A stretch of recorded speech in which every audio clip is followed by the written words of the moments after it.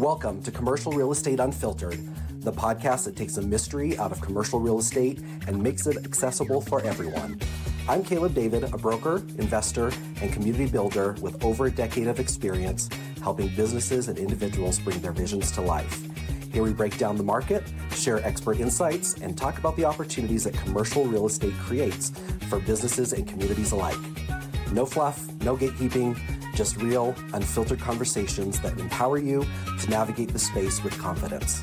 So whether you're an investor, a business owner, or simply curious about commercial real estate, welcome. Let's dive in. Hey everyone, welcome back to Commercial Real Estate Unfiltered. Today we're going to dive into some lending talk, and I'm so pleased to have George Otel with us here to talk about SBA loans, real estate financing, and all kinds of other things. So George, welcome to the show. We're so glad to have you here. Caleb, thanks for having me. Always interesting, the business side of things, business owners, commercial real estate. Basically, I started as a business owner, frustrated business owners that had problems with the financing, finding out financing. And then I figured that part out by helping multiple other companies to get funding. And in the last 5-6 years, I put a lot of time and energy into the commercial real estate. As we had a short conversation before the podcast, it's interesting, and it's I think it's important to someone like you and me to discuss this like a Main Street conversation to make it easier, and because obviously there is a wealth building opportunity in business and commercial real estate if you know how to do it. Absolutely. And if somebody is able to break it down and make it as easy as possible for everyone to participate. And that's what we're here to do. And so I'm glad you're with us today. So how did you get started in commercial lending? Maybe give us a little bit of background, where you're from, anything about your family that you'd like to share, and how did you get to the place of what you're doing today? Yes, so I'm from Moldova. It's in Eastern Europe. I was born in Soviet Russia, basically in March 1991. August 1991, 27 August, we just celebrated 34 years of independence. Happy birthday. Yes, for our country. Yeah, I visited the United States in 2011. I liked the opportunities, and I decided to start my journey. So I started as a truck driver. Then I started buying some trucks, trucking company. It was till 2015. Then I decided that I don't like it's too much stress, and I figured out, I love the money, I like the flow, but the stress and the impact on health is no good. So I transitioned into doing real estate. The real estate, I was doing the financing side of real estate. So we were doing short sales. So we were helping the people that was facing foreclosure to mitigate the whole situation. So to help them get in a much better shape. That was one of my first mentors.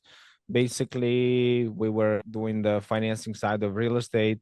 Then throughout the years, I studied and met different people. In 2018, I started the U.S. business funding. Okay. Having my background in transportation, logistics, I start helping a lot of friends, family, people in the communities. I speak 2 other languages besides English. But I think in English now, so it's so I started helping people getting the financing for their businesses. As I mentioned earlier, it was one of my struggles, and I put time to understand how it works and eventually leverage that into building a U.S. business funding company. Then after COVID, we start doing a lot of commercial real estate loans. At the moment, U.S. business funding, it's doing multiple things. So we have equipment department starting from trucks, trailers, any type of equipment for business owners, restaurants, manufacturing.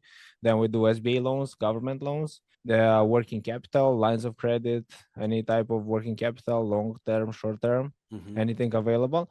And we do commercial real estate. Commercial real estate, I think it's really important for business owners to take time to study, to understand that, because it's a wealth building instrument.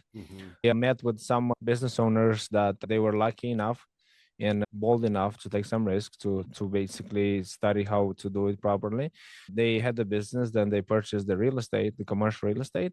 Then eventually they sold the business, but they kept the commercial real estate. It's a wealth building strategy. So we can discuss in today's episode multiple things basically just in a storytelling way, not numbers and feeling the bad vibe on the brain because so No, yeah, totally. So what kind of businesses can you help with financing? basically any type of business in the United States. We do a lot of businesses. It's starting logistics, restaurants, consulting, manufacturing. We have some restaurants, they're expanding now. We're helping them with line of credit and basically anything, because I'm part of this association, is the American Association of Commercial Finance Brokers. So there's a, it's a basically it's a community of lenders and brokers. So if I have any, let's say, any business interested in some type of funding, I'll say, hey, this manufacturing company is looking to get this much money for this type of, this is the what they need this funding for, and lenders just contact me basically. So it's a relationship, and we have a lot of tools. We have over 1,000 lending sources, starting from private, SBA, conventional. So basically anything, because basic. So every time a business owner, we have different websites that people contact us. So every time somebody's contacting our company, we look from the perspective as a business owner, because I had multiple businesses myself. Then we look from the perspective as a bank, as a lender, and as a perspective of an investor as well. So we have different things. So if I'm not able to do it, then I know someone who is able to do it. So that's and especially in today's time in 2025, it's really important to be able to have your accountant, to have your legal department, and have like a finance broker like our company to guide you through those, because your local bank is going to be helping you when everything is good, when everything is shiny, everything is pink outside. But now it's a lot of uncertainty, and they pull the funds and the doors are closed. So business owners find themselves in a corner. But there's options. Transaction happens every day. We're getting things done. Absolutely. Tell me a little bit about, of course, post-COVID, interest rates were just so low. And now people are saying, oh, it's so high. Maybe share some of the challenges that maybe some businesses that you've worked with have encountered that maybe they didn't 5 years ago, but today there's some bigger challenges. Yep. Unfortunately, there's regarding the commercial real estate, especially the ones that are for investors, basically a lot of multifamily, they were in a different type of underwriting. And now they're facing a lot of issue with the financing, because it was cheap debt. The money were cheap, and they expecting it's going to be like that forever. And basically didn't do the underwriting properly, and now we see a lot of issue. So a lot of issue in areas like Nashville and some other parts of the country is like really too much supply, not enough demand, and it's really important. Also, it's interesting because I'm active on LinkedIn doing posts, and I did a lot of posts saying the rate's gonna stay higher for longer. To be honest, it's much higher, much longer than I expected, and a lot of people that I know expected. And we may not even see a cut right now in September. It's still a lot of stress, and it's not, this type of the cycle is not pleasant to anyone. It's not.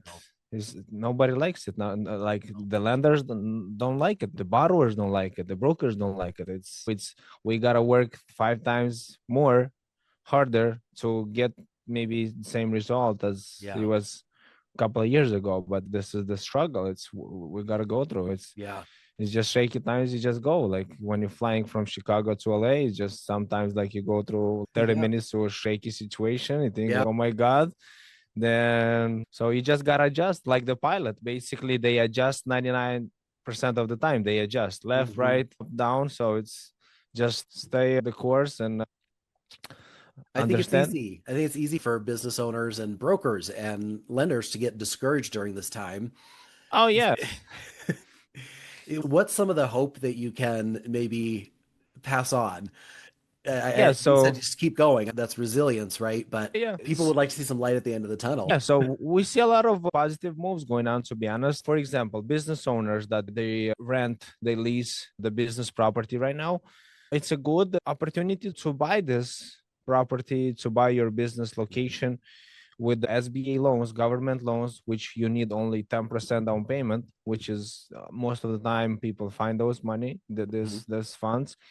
And we have some options with government loans. They offer 100% financing if you're buying the building that you are renting for at least 12 months. Because the idea is it's pretty simple. If you're paying the rent, you're paying the mortgage already. Right. And you paying the landlord's vacation or landlord's pension, basically. So it's simple. So we had recently we had one deal we got funded. The landlord, the tenant, our client was paying $10,000 a month for rent. Yeah.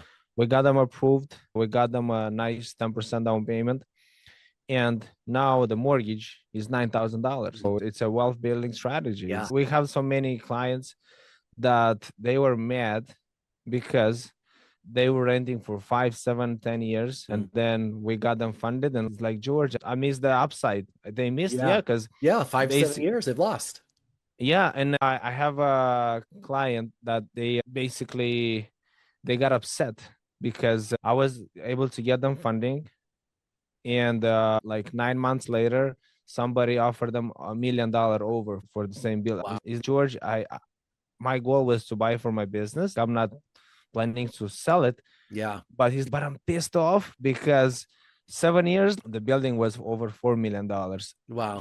4 years earlier, it was like $2 million. So he missed a flip, like a double on that building. So he realizes that. So yeah, if now is the time to buy as a business owner, because the rent is going to increase, but so that's the bright side of the deals that we are doing. And another client, we had this seller basically with SBA. Look, it's not easy, but we have experience. We know how to handle those loans to make it easier for you as a borrower and for the bank as well. So the client called me right from the closing. Yeah, I got it. This is the biggest deal in my life. Yeah, like almost $5 million deal. Yeah. Like I got it. This is the biggest win so far in my life. Yeah. So what I hear you saying really is people who are businesses that are currently tenants in buildings should be evaluating and running the numbers and talking to an expert like you to figure out, can you actually, even with the higher interest rates, can you reduce their monthly payment? And now they're owning and not paying somebody else. 10 years. So the goal is grab the property, put it in your name. It's yours, right? Last year was 11%. Look, I'm full disclosure. I'm telling you the reality, as it's like the SBA is based on prime. So prime was 8, where now it's 7.5. So it was 11. Now it's cheaper. So for some of the clients was like $2,000 cheaper. Now consider this. I'm not just one transaction and relationship. I'm building up a lifetime relationship with my clients. So I help them to grab the property. They put it in their name. They own it now. Then 18, 24 months later, we refinance it with lower interest rates. So it's not 11. Now it's 7.5. And that's how you build long-term wealth. So that's how you build the long-term wealth. And basically you're in control. You take basically you get all the benefits, all the tax benefits. You take the upside, you deduct all those, you use all the tools to your advantage. So it's so basically if everybody's paying, if anybody's paying over $5,000 in rent, most likely you're able to get like something. And the thing is, even holding the asset, if you decide, and I think what a lot of businesses don't do is make sure, and you mentioned this earlier, the importance of having your financials in order and your legal in order. Because when it comes time, if you're going to sell or you decide you want to keep that asset as a stream of income after you retire, then you have to have all of your ducks in a row. Because an investor or a tenant, you've got to know your numbers, right? And you've got to be working with the right lenders, the right brokers, the right team, so that your property is positioned long-term to be that wealth building machine.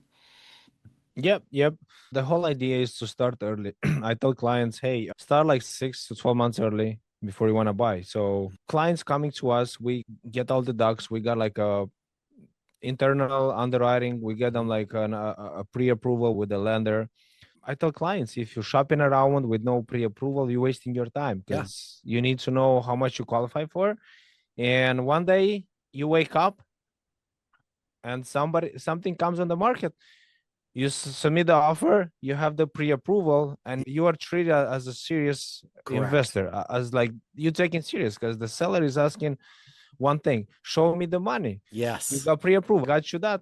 Yep. I got you the power. So when the property, commercial real estate is a teamwork. You want to have everything lined up, show that you're serious, and things gonna happen. Because so when something comes on the market, you go submit the offer, show that you're approved, and things are moving. You're grabbing it. You go under contract, because you don't want to wait for 3 or 6 months and then, oh, let me call my banker, and you find out he's on vacation and they coming back and he has 300 emails to reply. And 2 weeks later you got the pre-approval and it's too late because the property is under contract. So it's time kills deals. Yeah. And I tell my clients that all the time, is to make sure you have your lending in order. And also the importance of, I think where a lot of small businesses especially get intimidated because the bank their lender is asking for certain documentation, they just freak out and sometimes they freeze. And they don't get the documents that the lender needs to get them where they need to go. And so if you're a small business out there or a medium-sized business, make sure you have your stuff in order. Even if you're not ready to buy right now, talk to a lender like George, find out what information they need and start building that now. And if there's something you don't have, then get with your accountant, get with your internal team, whatever, to get those documents to them. So that way everything's ready. And I think once you get into the business gets into the habit of doing that, then when that right property comes along, then you're exactly right. Then they're able to get the deal. Yeah, another positive thing. Number one, let's say you contact us, right? So I need to see, let's say for an SBA, right? I like to create my chances. I like to create my opportunities. Nobody's in control of the market, to be honest. Nobody. But you in control of your finances. You understand, okay, so what do I need? So I say, Cal, we need last 3 years of your taxes, personal, business. I need the P&L, profit and loss, balance sheet, that schedule, and just a simple personal financial statement. If you have any questions, I have my team, I have my assistant can help you to do all this stuff, to help to guide you through that. And so what happens here? The positive part, you understand the whole financials. You understand how much assets do you have, what is good, what is bad, how to optimize that. So having your financials in order, it shows that you understand your numbers. Number one. Number two, so you sending me those financials. Usually lenders, they take 7-10 business days to give you something. I can get you something from my lenders like in 2-3 days. Wow. Imagine last week you were just in a clouds with no idea what's going on. Now this week I'm giving you a pre-approval for a $3 million to buy anything with 10%, and you have the money. It's a different vibe. You're feeling different. You like, yeah, you just on the way to the office or whatever, like you see all those buildings, looking at, oh, maybe should I buy this building or the other building? And you're thinking that, then you get, look, I have a network of brokers, and I say, hey, what do you want to buy? Okay, I get my brokers. They have, some of them, they have 20-30 agents, they nationwide. I have all the resources, so I plug you with the right people, brokers, legal, accountants, everything is lined up. That's how I have my business, because I build up relationship and I make it easier for business owners. And basically things start moving differently in your head. You like opportunity. You say, oh my God, why I didn't call you earlier? Why I didn't know you earlier? Because a lot of that's the feedback from my clients. I wish I found you earlier. So that's one of the things. And for example, because I'm not only helping you with commercial real estate, okay, so I get you financing on this, on that, and I basically know the story of the clients. And if some new loan programs or like government changes that happens, I just send everyone, hey, actually you can get this now. I know you were planning to do this, now you can do it now. And it's buying like more equipment. Yes, and optimizing the whole thing. That's how you position for success. So no matter what happens, the transaction happens, and the question is, are you gonna be part of those transactions, or are you just gonna say everything is bad? Because look, we may get some distress in real estate, so now is the best time to buy. to look for, because all those sellers that they were holding, now they're gonna get on the market, and now it's you have the negotiation leverage in your advantage. You go and start and look, and because it's not always bad as the media tells you. I think, and I think we have to look for the opportunity, and I think that takes a lot of effort and hard work. And I can say for myself, the last 2.5 years have been so tough that you get in this place where you just become numb, and you're just like, you just get into that negativity. And the mindset has to be is, where's the opportunity? Yes, you have to work 5 times harder, but if somebody else isn't working 5 times harder, you've got a better chance of an opportunity, right? Yeah. One thing that I would like to talk about a little bit is new businesses, right? How important from a lender's perspective is for a new business that they're looking to buy or even lease and get equipment and that sort of thing. How important is a solid business plan? Yes, so the business plan is important, but the most important business plans is your financials. Because a lot of people, for example, they have money, but they have it cash, like hard cash and mattress under. No, so basically, let's say if you don't have too much credit and like you didn't do too many commercial transaction, too many loans to report to your entity, you can just keep your cash in your bank account, and that's you show. So if you don't have credit, at least you have money, you're not distressed, because you want to show that you're like solid, like you're gonna bring some positives on some the skin in table. the game.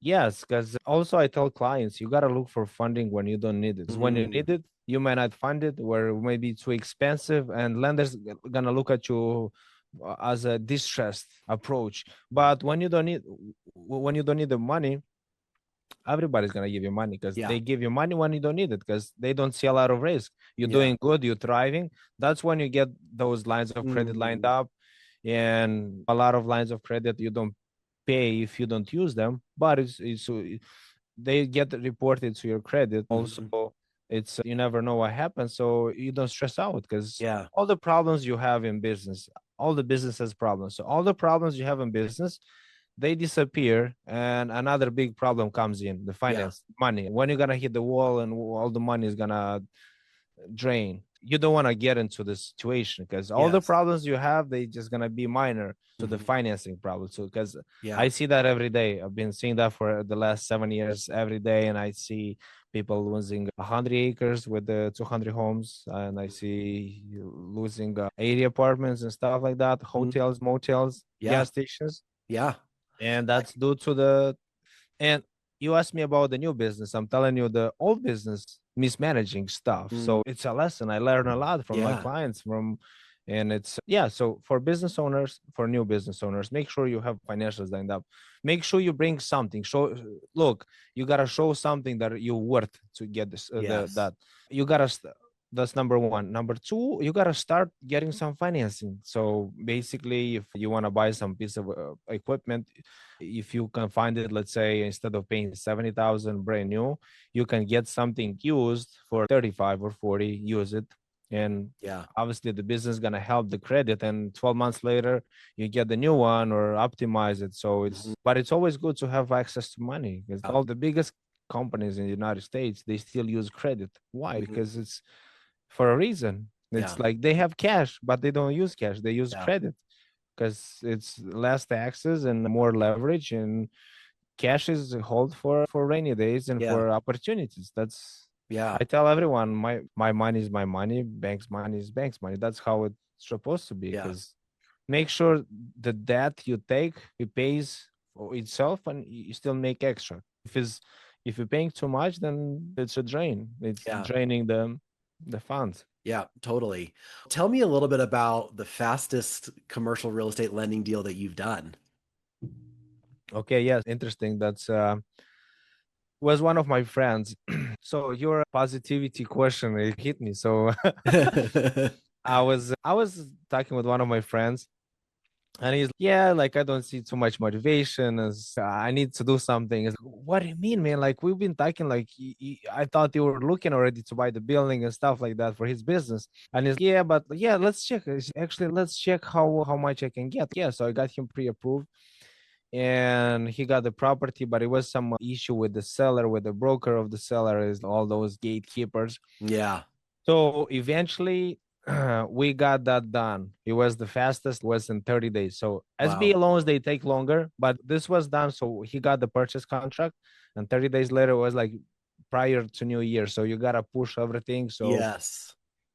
we got it done. It was like, that's the beauty of having relationships. So I Yes. connected directly him with the lender, and we were like pushing all the way. He was pushing, I was pushing, and the lender was pushing. So we got it done. Yeah. 30 days. Like, so imagine, like, he had nothing, and 30 days later you have a $3 million building, you own it, and it's yeah. So that's positive. That is very positive. Yes. Yeah. And even in a tough situation when you're dealing with the gatekeepers and people that can hinder. So we kind of corner the gatekeeper, and look, that's the beauty. You gotta have a team. Yeah. Teamwork. It's because if you thinking it's gonna play it solo, you're just gonna get crushed. No, It's just bulldozer getting after you, and you're gonna it's totally. how it works. And it is absolutely. So on the other side of that, what's one of the longest deals you've ever had to endure? One was like, I think it was like 9.5 months. So back and forth, back. So yeah, so this was the client that he called me like, yeah, we got the deal. We like, this is the biggest deal. It was like 40,000 square feet facility. Like you can park like 30 trucks with with trucks and trailers. Yeah. And 20 bobtails inside. It's big. It's like huge. So imagine like, he was able to park 3 trucks inside his building, and now he's parking 30 trucks. So that's a major growth, and that's worth 9.5 months. I think the longest deal that I ever had was about 18 months. Okay. And it just drug on, and you never know what hurdles you're going to come up against. So what were in this longer lease or longer purchase that you did, what were some of the hurdles along the way? So it was a little bit complicated for the client because we need to guide him, to tell him, because everybody was doing like all the financials on the napkin, and it's just a mess. You just gotta put all this together, explain to the account. So basically, we were doing our job, and we were doing half of his job. So but it's worth it. It's worth it, and it's changing a lot of people's life, and it's it's a win-win. You got to position for those wins. You got to have the mindset for the win and push, because look, the time is gonna go by anyway. Who cares? The time is gonna go by anyway. 5 months, 6 months. So for me, I don't care how long it's gonna take. I'm just gonna do it.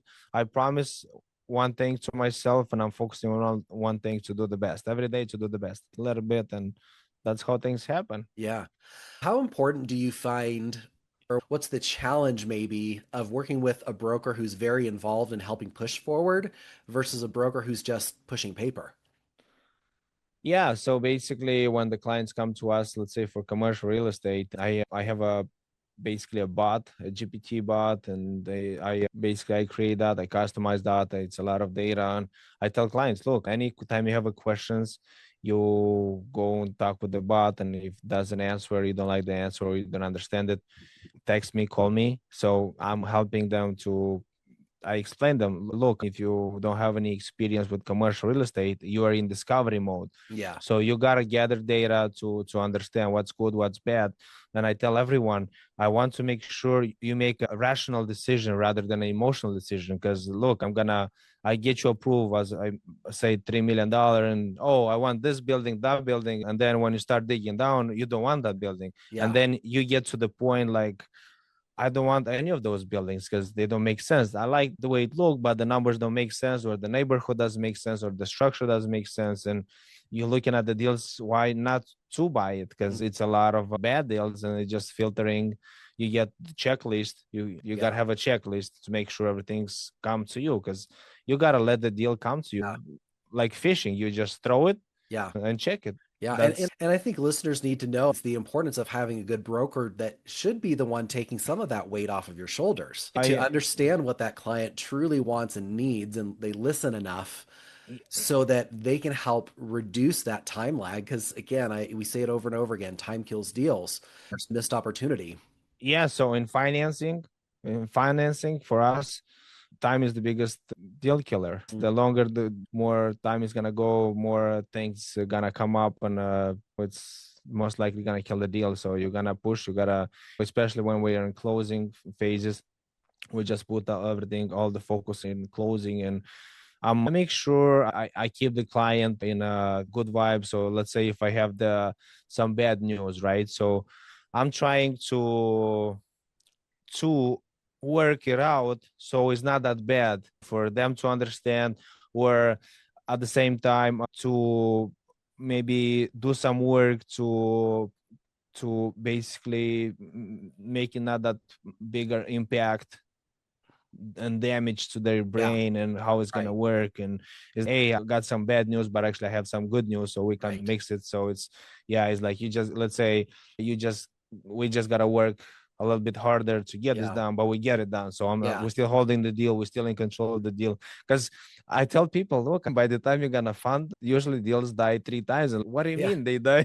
You gotta resuscitate sometimes. You gotta have days you're not gonna sleep for a couple days, and that's it's for me right now, because I got so many deals. It's part of the thing. But initially, I wasn't sleeping for weeks because I wasn't sleeping properly for weeks.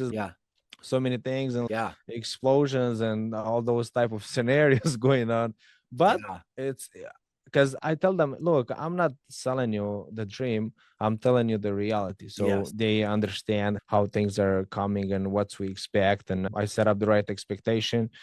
And at the same time, I want to make sure I understand them. They understand me, because it's if I don't see a way out for both of us, basically I'm looking at things as a lawyer. So if I'm able to win this case, I'm gonna take it. Otherwise, I'm not gonna take it, because you may be hard to work with, or you don't understand how things are working. And that obviously commercial real estate, there is, let's say, it's a lot of fees involved, and those fees, you forget about those fees once you close. A couple months of closing, you're so happy, and those not fees, those part of the things to make things happen. Because it's when you see in 5-10 years making a couple $1 million, you'll be happy paying those fees, because it's part of the transaction. Exactly. It is. It is what it is. And I appreciate your approach and making sure people are as educated as possible and giving them maybe one door closes, but then something else opens. And I always tell clients too, the right property is going to come at the right time, at the right price, when you're prepared. Yep. I think having that preparation is so very important. To have the right mindset, to position yourself and do the work, whatever it takes. Eventually you'll get successful. Just basically, I'm asking myself, did I did my homework? Is there anything I need to optimize? I need to check, to double check, because things gonna happen. You just, as I mentioned, you're in discovery mode, then you understand, then you have a checklist. Okay, now I know I have the checklist. I gotta make sure everything checks the box before I get in, before I put more money into appraisal and underwriting and all so on. So it's how you work, and eventually you're gonna close deals. Because deals gonna come. Well, awesome, George. Thank you so much for being here. Where can people find you online? We'll make sure we put it in the notes as well. But if someone's just listening to this and wants to go to find you, what's the best way they can connect with you? I'm active on LinkedIn. It's George Otel, CRE Financing, and on our website, it's usbizfunding.net, usbizfunding.net, and usbusinessfunding.net. I'm available. Also, you can text me funding at 414-475-7757. My assistant gonna help you with more information and other stuff. So I think it's gonna be a nice opportunity for the next 36 months for commercial real estate. If you position properly and know how to take advantage of those situations. And it's awesome. It's always good.